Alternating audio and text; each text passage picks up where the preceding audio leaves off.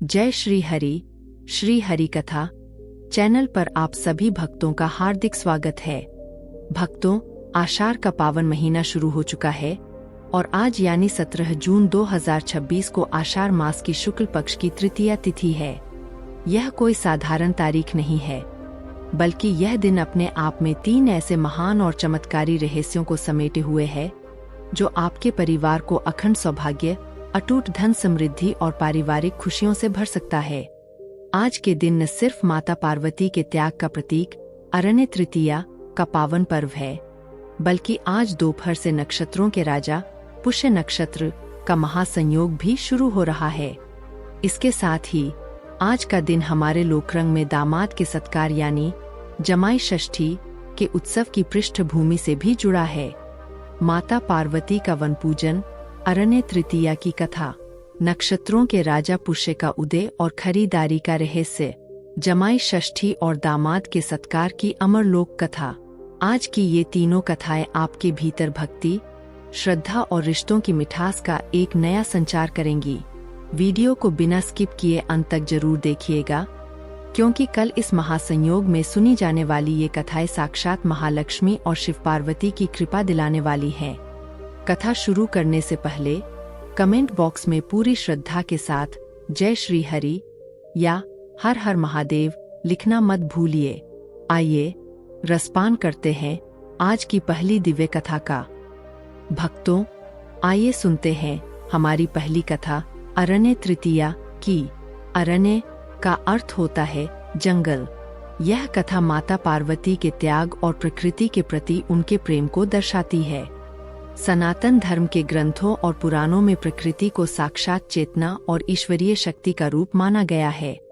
हमारी पौराणिक कथाएं हमें सिखाती हैं कि पेड़ पौधे, नदियां, पर्वत और वन्य जीव केवल जड़ वस्तुएं नहीं हैं, बल्कि वे हमारे परिवार का हिस्सा है। आज श्री हरि कथा पर हम श्रवण करेंगे एक ऐसी ही अलौकिक और भावपूर्ण कथा जो माता पार्वती के अरण्य वन के प्रति अगाध प्रेम और त्याग को दर्शाती है।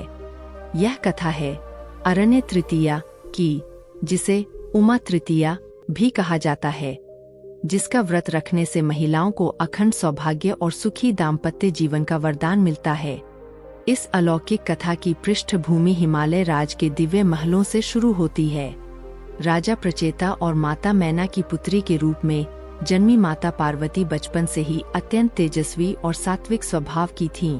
उनका जन्म ही देवों के देव महादेव को पुनः प्राप्त करने के लिए हुआ था, क्योंकि वे पूर्व जन्म में सती के रूप में शिवजी का त्याग कर चुकी थीं। जब माता पार्वती विवाह योग्य हुईं, तो देवर्षि नारद ने उन्हें बताया कि भगवान शिव को प्राप्त करने का एकमात्र मार्ग केवल कठोर तपस्या ही है। नारद जी की बात सुनकर माता पार्वती ने अपने माता पिता के आलीशान महलों, रेशमी वस्त्रों और 56 भोगों को त्यागने का दृढ़ संकल्प ले लिया। हिमालय राज के समझाने के बाद भी माता पार्वती अड़िग रही और वे अपनी सखियों के साथ एक अत्यंत घने, बीहड़ और भयानक जंगल की ओर चल पड़ी। शास्त्रों में जंगल को अरण्य कहा जाता है। उस अरण्य में न तो कोई महल था, न कोई बिछौना था और न ही कोई रक्षक था। चारों ओर खूंखार वन्य जीव, कांटेदार झाड़ियां और कठोर मौसम था, परंतु माता पार्वती के मन में केवल भगवान शिव का ध्यान था। उन्होंने उस घने जंगल के बीच एक ऊंचे पर्वत पर बैठकर अपनी तपस्या प्रारंभ की। शुरुआत के कुछ वर्षों में माता पार्वती ने केवल कंदमूल और जंगली फलों का सेवन करके तपस्या की। उसके बाद के वर्षों में उन्होंने भोजन का पूरी तरह त्याग कर दिया और केवल हवा और जल के सहारे जीवन व्यतीत किया। अंत में उन्होंने पेड़ों से गिरने वाले सूखे पत्तों, पर्ण को खाना भी छोड़ दिया, जिसके कारण संपूर्ण ब्रह्मांड में वे अपर्णा के नाम से विख्यात हुईं। इस कठोर तपस्या के दौरान उस घने वन के वृक्षों, लताओं और खूंखार वन्य जीवों ने माता पार्वती की तपोबल से प्रभावित होकर अपना हिंसक स्वभाव छोड़ दिया। शेर, बाघ और हिरण एक साथ मिलकर माता पार्वती की कुटिया के बाहर पहरा देने लगे। पेड़ अपनी शाखाओं को झुकाकर उन्हें चिलचिलाती धूप से बचाने के लिए छाव करने लगे। माता पार्वती ने उस अरण्य को ही अपना मायका और वहां के जीव जंतुओं को अपना भाई बहन मान लिया था। वे प्रतिदिन तपस्या से उठकर वृक्षों को जल देती थीं, पक्षियों से बातें करती थी और घायल पशुओं के घावों पर औषधियां लगाती थीं। सदियों की इस कठोर साधना के बाद आशुतोष भगवान शिव अत्यंत प्रसन्न हुए। वे एक वृद्ध ब्राह्मण का रूप धारण करके माता पार्वती की परीक्षा लेने पहुँचे, परंतु माता पार्वती की अटूट निष्ठा को देखकर वे अपने वास्तविक चतुर्भुज और जटाधारी रूप में प्रकट हो गए। शिवजी ने मुस्कुराते हुए माता पार्वती का हाथ थामा और उन्हें अपनी अर्धांगिनी के रूप में स्वीकार किया। हिमालय राज के महल में अत्यंत भव्यता के साथ शिव पार्वती का विवाह संपन्न हुआ और माता पार्वती विदा होकर कैलाश पर्वत पहुंच गईं। कैलाश पर महादेव के साथ रहते हुए भी माता पार्वती का मन बार बार उस अरण्य जंगल को याद करता था, जहां उन्होंने अपने जीवन के सबसे महत्वपूर्ण और साधना के वर्ष बिताए थे। वे उन वृक्षों और वन्य जीवों को भूल नहीं पा रही थी, जिन्होंने उनकी तपस्या में उनका साथ दिया था। तब विवाह के कुछ समय बाद आषाढ़ मास के शुक्ल पक्ष की तृतीया तिथि का दिन आया। माता पार्वती ने भगवान शिव से आज्ञा ली और अपनी प्रिय सखियों जया और विजया के साथ पुनः उसी घने वन की ओर प्रस्थान किया। जब माता पार्वती उस वन में पहुंची तो मानो पूरे जंगल में वसंत ऋतु छा गई। सूखे हुए वृक्ष हरे भरे हो गए, पक्षी चहकने लगे और सभी वन्य जीव आनंद से नाचने लगे। माता पार्वती ने अपनी सखियों के साथ मिलकर वन के राजा यानी एक विशाल बरगद और पीपल के वृक्ष का पूजन किया। उन्होंने वृक्षों के तनों पर पवित्र लाल कलावा सूत बांधा, उन पर चंदन का तिलक लगाया और वन देवी से प्रार्थना की कि यह पृथ्वी हमेशा हरी भरी रहे। माता पार्वती ने अपने साथ लाए गए दिव्य पकवानों और अनाजों को वन के पक्षियों और जानवरों में बांट दिया। उन्होंने शेर और हिरणों को अपने हाथों से सहलाया। माता पार्वती के इस वात्सल्य और प्रकृति प्रेम को देखकर देवों के देव महादेव स्वयं उस वन में प्रकट हो गए। शिवजी को देखकर माता पार्वती ने कहा, प्रभु, इस वन ने मुझे आप तक पहुंचाया है। यह वन मेरी तपस्या का साक्षी है, इसलिए यह मुझे अत्यंत प्रिय है। भगवान शिव माता पार्वती के इस विचार से अत्यंत भावुक हो गए। महादेव ने माता पार्वती को वरदान देते हुए कहा, हे देवी, आज आषाढ़ शुक्ल तृतीया के दिन तुमने इस अरण्य वन की पूजा की है, इसलिए आज से यह तिथि संपूर्ण संसार में अरण्य तृतीया के नाम से जानी जाएगी। आज के दिन जो भी विवाहित स्त्री तुम्हारी और मेरी संयुक्त पूजा करेगी, उसे कभी वैधव्य का दुख नहीं झेलना पड़ेगा। उसके पति की आयु लंबी होगी और उसका दाम्पत्य जीवन हमेशा खुशहाल रहेगा। साथ ही आज के दिन जो भी मनुष्य पेड़ पौधे लगाएगा, प्रकृति की रक्षा करेगा और वन्य जीवों को भोजन कराएगा, उसे अक्षम पुण्य की प्राप्ति होगी और उसके घर में कभी अन्नधन की कमी नहीं होगी। आइए अब श्रवण करते हैं हमारी दूसरी कथा कि क्यों पुष्य नक्षत्र को सभी 27 नक्षत्रों का राजा कहा जाता है और कल इसमें खरीदारी करना क्यों साक्षात महालक्ष्मी को घर बुलाने के बराबर है। सनातन धर्म और भारतीय ज्योतिष विज्ञान में समय काल को साक्षात ईश्वर का रूप माना गया है। हमारे ऋषि मुनियों ने आकाश मंडल में स्थित 27 नक्षत्रों का अत्यंत गहन अध्ययन किया और हमें बताया कि हर नक्षत्र का हमारे जीवन पर क्या प्रभाव पड़ता है।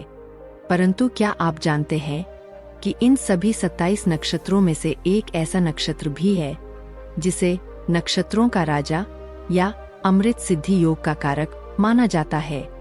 वह कोई और नहीं बल्कि परम पवित्र पुष्य नक्षत्र है। ज्योतिष शास्त्र में मान्यता है कि पुष्य नक्षत्र में शुरू किया गया कोई भी कार्य कभी असफल नहीं होता और इस दौरान खरीदी गई कोई भी वस्तु कभी नष्ट नहीं होती। तभी से सनातन धर्म में आषाढ़ मास की इस तृतीया तिथि को अरण्य तृतीया के रूप में बड़े चाव से मनाया जाता है। इस दिन महिलाएं सुबह जल्दी उठकर स्नान करती है, नए वस्त्र धारण करती है और माता पार्वती व शिवजी की मिट्टी की मूर्तियां बनाकर पूजा करती है। इस दिन विशेष रूप से किसी बाग बगीचे या घर के गमलों में लगे पौधों की पूजा की जाती है, उन्हें जल अर्पित किया जाता है और सुहाग की सामग्री मां गौरी को चढ़ाई जाती है। यह कथा हमें सिखाती है कि हमारी श्रद्धा केवल पत्थरों की मूर्तियों तक सीमित नहीं होनी चाहिए, बल्कि हमें हर वृक्ष और जीव में ईश्वर के दर्शन करने चाहिए, बल्कि उसमें दिन दुगुनी रात चौगुनी वृद्धि होती है। आज श्री हरि कथा पर हम श्रवण करेंगे कि आखिर पुष्य नक्षत्र को यह दिव्य वरदान कैसे मिला और इसका खरीदारी से क्या संबंध है।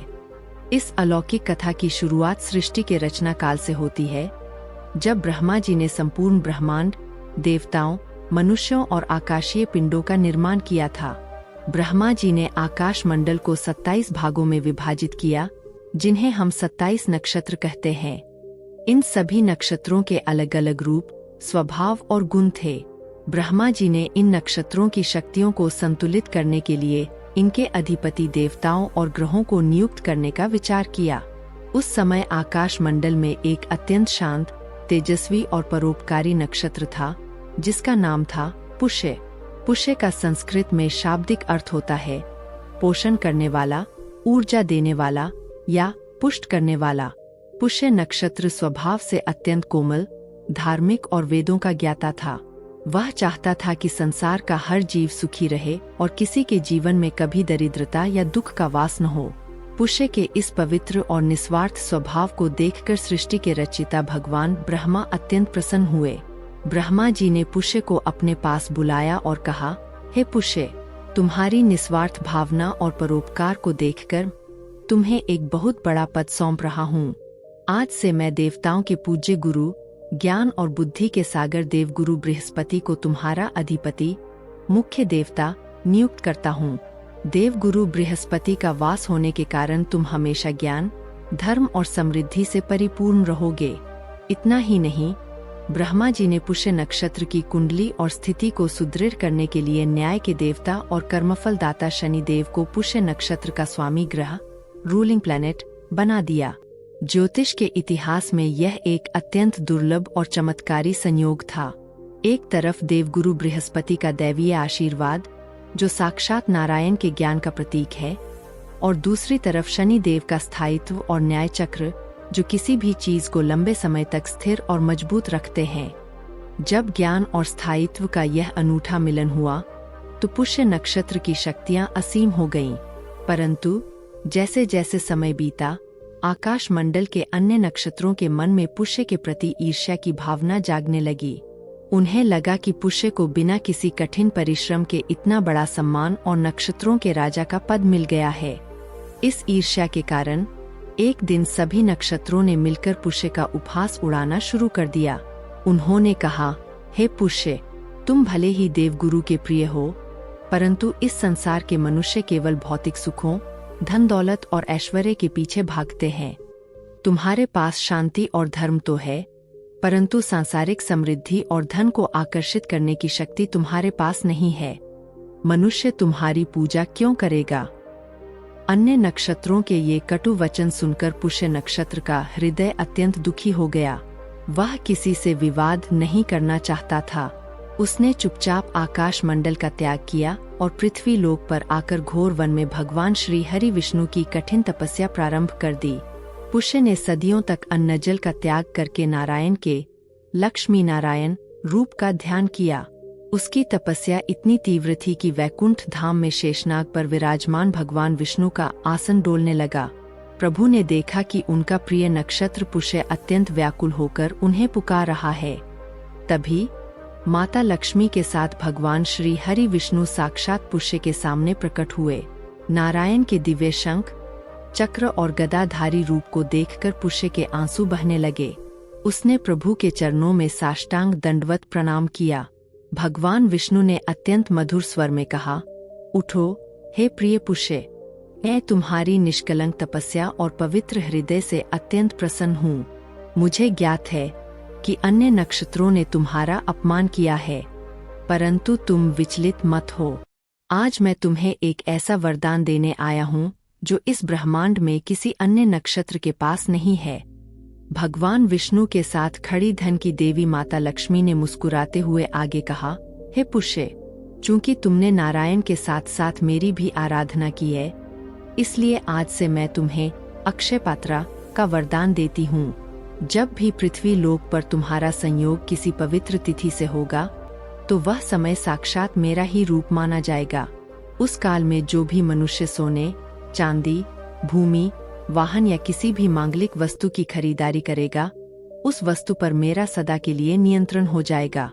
वह धन और संपत्ति कभी नष्ट नहीं होगी, बल्कि पीढ़ी दर पीढ़ी बढ़ती ही जाएगी। भगवान विष्णु ने माता लक्ष्मी की बात को आगे बढ़ाते हुए अपना सुदर्शन चक्र हवा में घुमाया और कहा, तथास्तु। इसके अलावा मैं तुम्हें अमृत सिद्धि योग का स्वामी घोषित करता हूँ। संसार के मनुष्य जब भी कोई नया व्यापार, गृह प्रवेश, विद्या आरंभ या बही खाता, अकाउंट बुक्स खरीदने का कार्य तुम्हारे नक्षत्र में करेंगे, तो शनि देव के स्थायित्व के कारण वह कार्य अमर हो जाएगा। उस व्यापार में कभी घाटा नहीं होगा और दरिद्रता उस घर का रास्ता हमेशा के लिए भूल जाएगी। आज से तुम केवल नक्षत्र नहीं, बल्कि समस्त 27 नक्षत्रों के महाराजा कहलाओगे। भगवान विष्णु और माता लक्ष्मी का यह अद्भुत वरदान पाकर पुष्य नक्षत्र पुनः अत्यंत दिव्य और देदीप्यमान होकर आकाश मंडल में लौट आया। अन्य सभी नक्षत्रों का घमंड चूर चूर हो गया और उन्होंने पुष्य के सामने अपना सिर झुका दिया। यही कारण है कि हिंदू धर्म में जब भी आषाढ़ मास के इस पावन काल में तृतीया तिथि के साथ पुष्य नक्षत्र का महासंयोग बनता है, तो इसे साक्षात अक्षय मुहूर्त माना जाता है। इस दिन लोग शुभ मुहूर्त देखकर सोने चांदी के सिक्के, आभूषण या नए बही खाते खरीदते हैं। इस दिन की गई खरीदारी केवल भौतिक सुख के लिए नहीं होती, बल्कि इसके पीछे पुष्य नक्षत्र, देवगुरु बृहस्पति और माता लक्ष्मी का अदृश्य दिव्य आशीर्वाद छिपा होता है, जो घर को धन धान्य से भर देता है। आइए अब रसपान करते हैं हमारी तीसरी और अंतिम कथा का, जो हमारे मानवीय रिश्तों को भगवान शिव और माता पार्वती के प्रेम से जोड़ती है।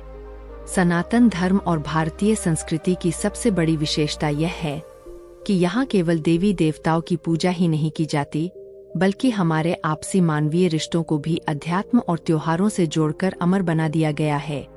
हमारे देश में बेटी और दामाद को साक्षात लक्ष्मी और नारायण का रूप माना जाता है। आज श्री हरि कथा पर हम श्रवण करेंगे एक ऐसी ही अनोखी और बेहद भावपूर्ण लोक कथा, जो हमें बताती है कि कैसे आषाढ़ मास की अरण्य तृतीया का संबंध पूर्वी भारत के प्रसिद्ध त्योहार जमाई षष्ठी यानी दामाद के सत्कार और वंश वृद्धि के महोत्सव से जुड़ा हुआ है। यह कहानी हमें सिखाती है कि जब सास अपने दामाद को अपनी संतान मानकर प्रकृति के नियमों के साथ उसका स्वागत करती है, तो साक्षात माता पार्वती उस परिवार को अखंड खुशहाली का वरदान देती है। इस कथा की शुरुआत भगवान शिव और माता पार्वती के दिव्य दाम्पत्य जीवन से होती है।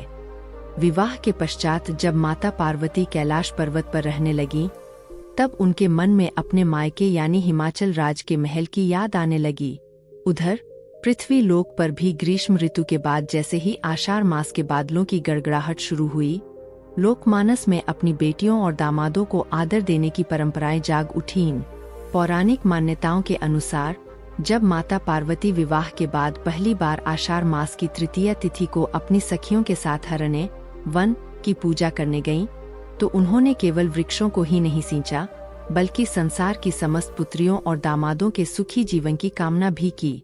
इसी पावन काल के दौरान पृथ्वी लोक पर एक छोटा सा सुंदर राज्य था, जहाँ एक संस्कारी और धार्मिक परिवार रहता था।